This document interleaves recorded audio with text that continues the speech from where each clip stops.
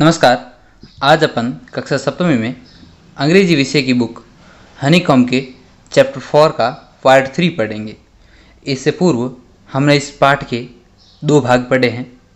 दूसरे भाग में हमने ये पढ़ा था कि जब कुत्ते की आत्मा उस व्यक्ति के सपने में आती है और उस किसान को कहती है कि आप उस पाइन ट्री को काट कर उससे अपने लिए एक पेस्ट्री और एक मील बना दीजिए, तो वो किसान वैसा ही करता है और वो उससे चावल को उबालकर उस पेस्ट्री में डालता है और बीन यानी जो सेम का सॉस बनाने के लिए, चटनी बनाने के लिए वो उस मील में डालता है।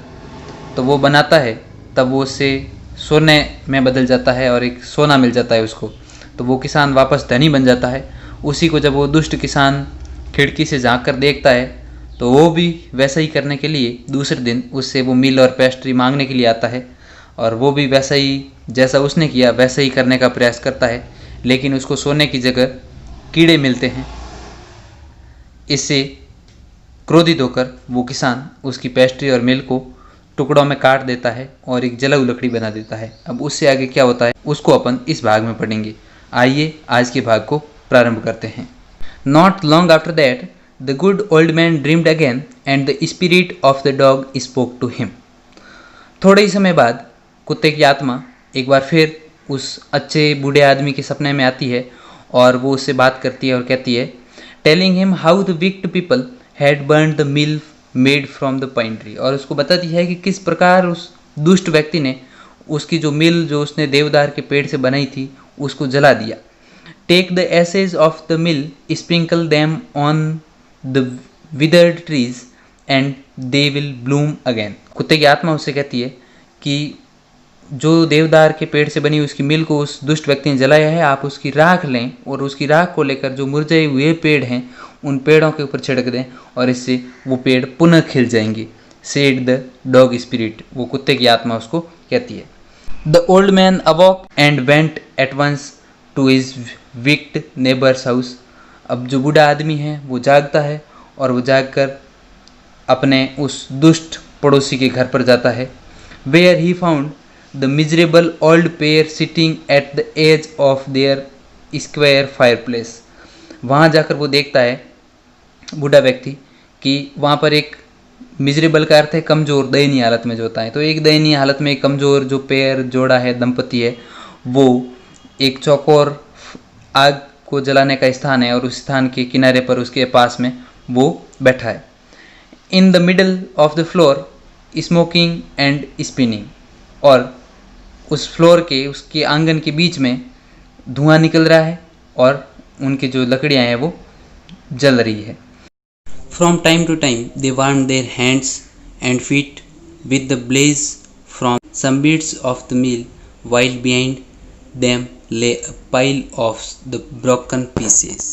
समय समय पर वे मील के कुछ टुकड़ों को जलाकर उनसे अपने हाथ और पैर को सेक रहे थे, गर्म कर रहे थे, और ठीक उनके पीछे कुछ टुकड़ों का एक ढेर पड़ा था। यानी जो मिल के जो टुकड़े किए थे कुछ को तो उन्होंने जला दिया था और कुछ टुकड़े वो उनका ढेर अभी भी लगा हुआ पड़ा था।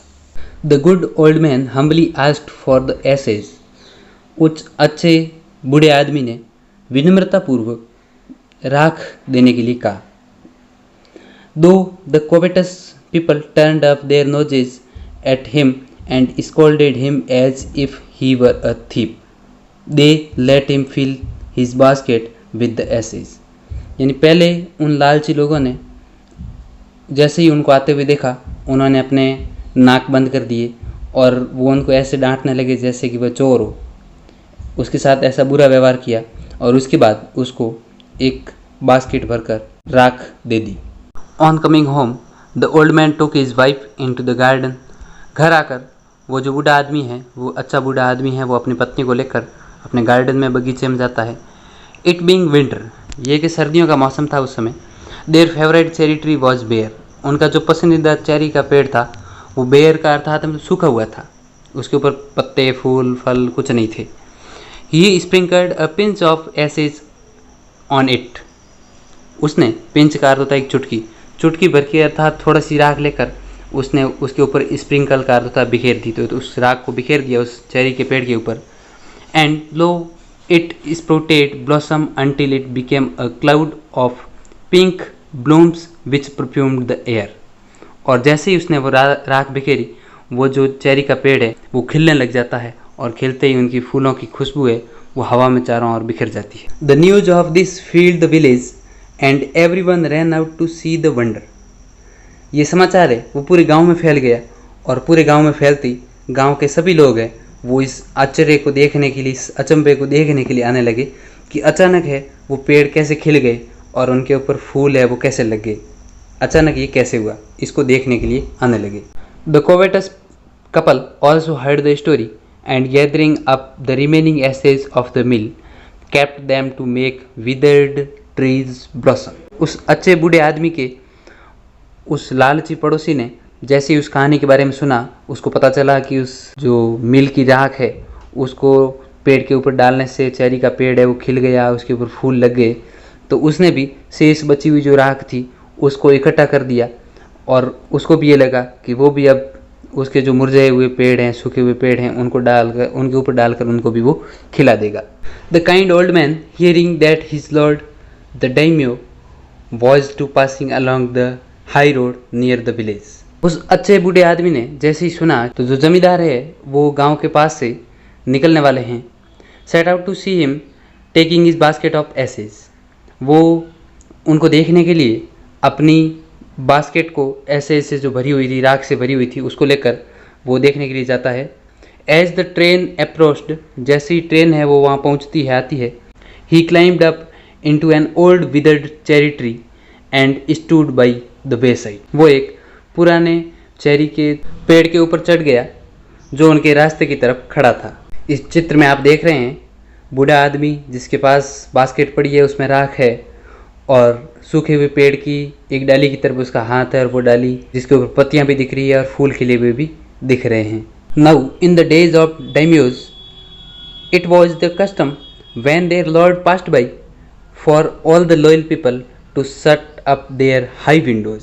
अब उस समय डेमियो का अर्थ है उनके जो जमींदार, तो जमींदारों के समय में ये कस्टम था, ये प्रचलन था, रीति थी कि जैसे ही उनका जो लॉर्ड अर्थात उनका जो राजा है, जमींदार है, वो जैसे ही वहाँ से निकलता था, जाता था, तो उनकी लॉयलिटी में, उनकी वफादारी में, उनके प्रति लॉयलिटी दिखाने के लिए लोग हैं वो अपनी ऊंची जो खिड़कियाँ थी उनको वो बंद कर देते थे। They even pasted them fast with a slip of paper so as not to commit the impertinence of looking down on his lordship। और इवन ऐसा होता था कि वे कागज़ के पेपर को वहाँ पर चिपकाते थे ताकि उनका जो प्रभुत्व है वो कम न हो, उनके प्रति कोई अशिष्टता नहीं। All the people along the road would fall upon their hands and knees and remain prostrate until the procession past by. सभी लोग सड़क के किनारे हाथों और घुटनों के बल पर गिर जाते और जब तक उनकी सवारी, उनका जुलूस नहीं निकलता तब तक वे ऐसे ही रहते। The train drew near, one tall competent man marched ahead crying out to the people by the way, get down on your knees, get down on your knees. Train है वो उनके नज़दीक आ गई और एक लंबा आदमी है वो उनके आगे आगे चल रहा था और वो ज़ोर ज़ोर से चिल्ला रहा था, सभी लोगों को कह रहा था कि सभी है वो अपने घुटनों के बल पर बैठ जाएं, सभी अपने घुटनों के बल पर बैठ जाएं। And everyone kneeled down while the procession was passing. और प्रत्येक व्यक्ति है वो घुटनों के बल पर बैठ जाता जब तक कि उनका जो जुलूस है वो गुजर नहीं जाता, वहाँ से निकल नहीं जाता। Suddenly the leader of the van caught sight of the aged man up in the tree. अचानक वो जो उस काफिले का नेतृत्व करते हुए आगे आगे व्यक्ति जा रहा था, लोगों को चेतावनी दे रहा था, वो देखता है कि एक व्यक्ति पेड़ के ऊपर चढ़ा हुआ है। He was about to call out to him in an angry tone but seeing he was such an old fellow he pretended not to notice him and passed him by. वो क्रोध में उसको बाहर बुलाने वाला था, नीचे बुलाने वाला था पेड़ से, लेकिन उसको लगा कि वो उसका कोई पुराना साथी है, तो उसने ऐसा दिखावा किया जैसे उसने उसको देखा ही नहीं हो और वो वहाँ से उसको पास से निकल गया। So when the daimyo's palanquin drew near, the old man, taking a pinch of ashes from his basket, scattered it over the tree. In a moment, it burst into blossom. पैलेंक्विन का अर्थ है पालकी। तो इसलिए जैसे ही जब वो राजा की पालकी है वो उसके नज़दीक आई तो उस बूढ़े व्यक्ति ने, पिंच का अर्थ चुटकी हमने पहले समझाई था, तो चुटकी भर के राख को अपनी बास्केट में से लिया और उसको उस पेड़ के ऊपर बिखेर दिया और एक ही पल में, एक ही सेकंड में वो पेड़ है वो खिल गया। The delighted daimyo ordered the train to be stopped and got out to see the wonder. अब उसको देखकर उनका जो डेम्यू था, जमींदार था, बहुत खुश हुआ और उसने आदेश दिया कि ट्रेन को रोक दिया जाए और वो इस अद्भुत रहस्य को देखेगा। Calling the old man to him, he thanked him and ordered presents of silk robes, sponge cake, fans and other rewards to given him. उसने उस बूढ़े व्यक्ति को अपने पास बुलाया, उनको धन्यवाद दिया और आदेश दिया कि इसको रेशम के कपड़े, स्पंज केक, पंखे और अन्य पुरस्कार दिए जाए और उसे अपने महल में आने का आमंत्रण भी दिया। So the old man went gleefully home to share his joy with his dear old wife. इसलिए इसे प्रसन्न होकर, उल्लासित होकर वो बूढ़ा आदमी है अपनी खुशी को अपनी पत्नी के साथ शेयर करने के लिए, साझा करने के लिए अपने घर चला गया। But when the greedy neighbor heard of it, he took some of the magic ashes and went out on the highway. लेकिन जब उसके लालची पड़ोसी ने उसके बारे में सुना कि उसने अपने जमींदार के सामने ऐसा किया, तो वो भी उस जादुई राख को लेकर उस हाईवे पर, सड़क पर चल दिया। There he waited until a daimyo's train came along and instead of kneeling down like the crowd, he climbed a withered cherry tree. और वहाँ जाकर वह एक जमींदार की ट्रेन के आने का इंतज़ार करता रहा जब तक वह नहीं आया और अन्य लोगों की तरह घुटने टेकने की बजाय, घुटनों के बल बैठने की बजाय वो एक मुरझाए हुए चेरी के पेड़ पर चढ़ गया।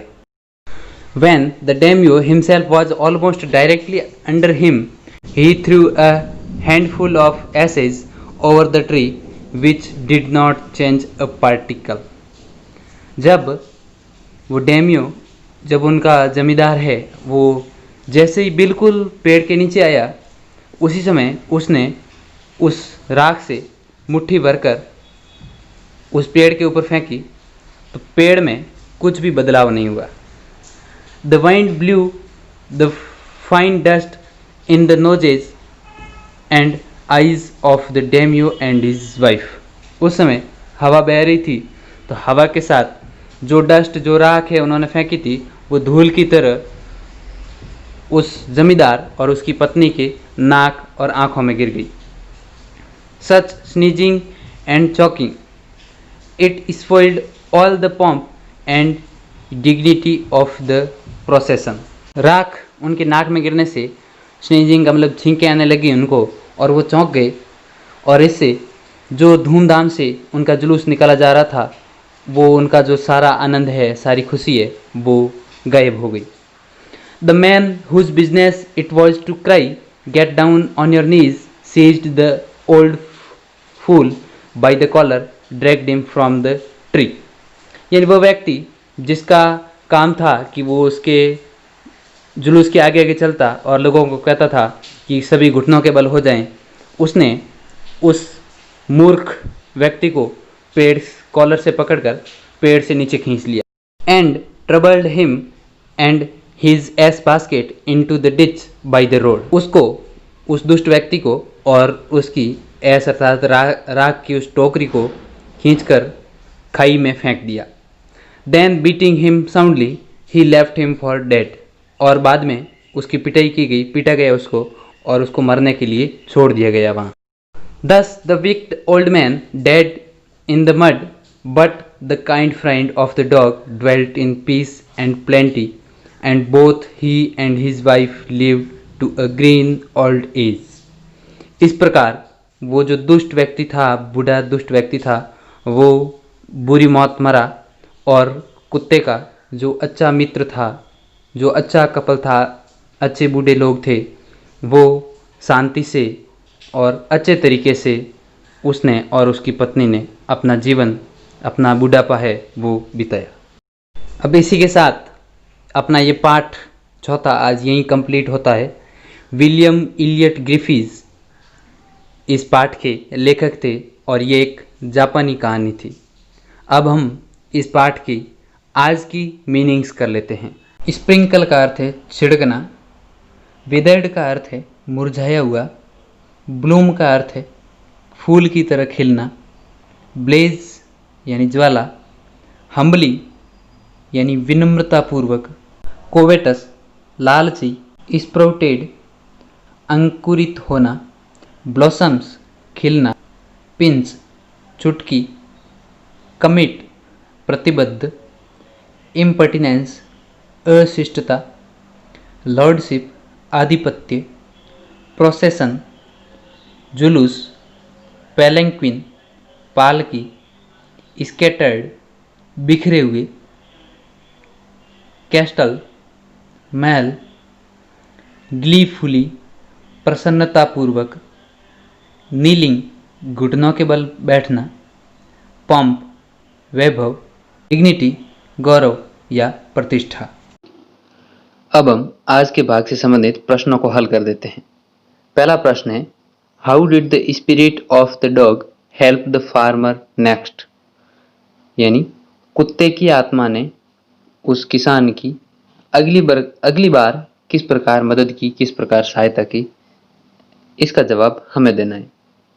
आंसर होगा हमारा, the dog's spirit again came in the farmer stream for the second time and told the farmer to collect the ash of the mortar and the mill and sprinkle it on the withered trees and they will blossom, यानी कुत्ते की आत्मा दूसरी बार उस किसान के सपने में आती है और उसे कहती है कि वो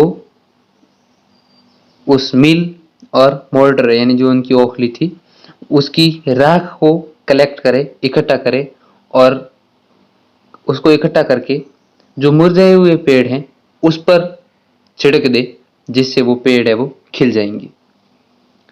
दूसरा प्रश्न है हमारा, Why did the daimyo reward the farmer but punish his neighbor for the same act?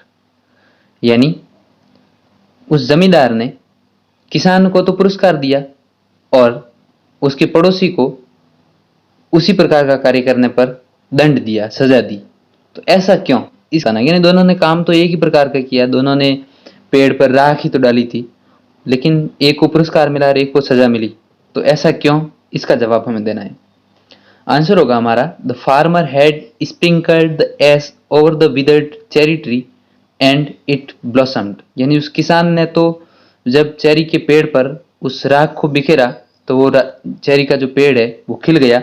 Demio was pleased seeing the miracle and he rewarded the farmer, जो जमींदार है वो उसको देखकर बहुत खुश हुआ और इस चमत्कार के बदले में उसको पुरस्कार दिया, इनाम दिया। His neighbor poured the ash over the cherry tree, but nothing happened to the tree. उसको देखकर उसके पड़ोसी ने भी वैसा ही किया और उसके पड़ोसी ने भी उस पेड़ के ऊपर राख तो डाली, परंतु वो पेड़ है वो खिला नहीं, यानी पेड़ में कोई परिवर्तन नहीं हुआ, बदला नहीं। Fine particles from the ash entered the eyes of the daimyo and his wife. उसने जैसे वो पेड़ के ऊपर राख डाली थी तो उस राख के कण है वो जमींदार और जमींदार की पत्नी की आंखों में गिर गए। दे बिगेन टू स्नीज एंड कफ, वो खांसने और छींकने लग गए। This spoiled the splendour of the प्रोसेसन and so the neighbour was punished by man of the landlord. इससे वो जो जुलूस निकाल रहे थे उनका सारा आनंद है वो गायब हो गया, खुशी गायब हो गई और इससे नाराज होकर उसके व्यक्ति ने, जमींदार के आदमी ने उस पड़ोसी को सजा दी, दंड दिया। अब आज का हमारा होमवर्क का हमारा प्रश्न है, fill in the blanks with the words given in the box यानी बॉक्स में 5 वर्ड्स दिए हुए हैं, उन वर्ड्स को नीचे दिए हुए वाक्यों में जो रिक्त स्थान है उन रिक्त स्थानों में भरते हुए हमें इन वाक्यों को पूर्ण करना है। आप इन वाक्यों को अच्छे से पढ़िए, पढ़कर उसको समझिए और समझने के बाद ये पता कीजिए कि किस स्थान पर कौन सा वर्ड आने वाला है और उन वर्ड्स को उसके सही स्थान पर लिखकर इस कार्य को पूर्ण कीजिए। अब पाठ 4 अपना यहीं कंप्लीट होता है। अगले भाग में अपन चैप्टर 5 को स्टार्ट करेंगे। धन्यवाद।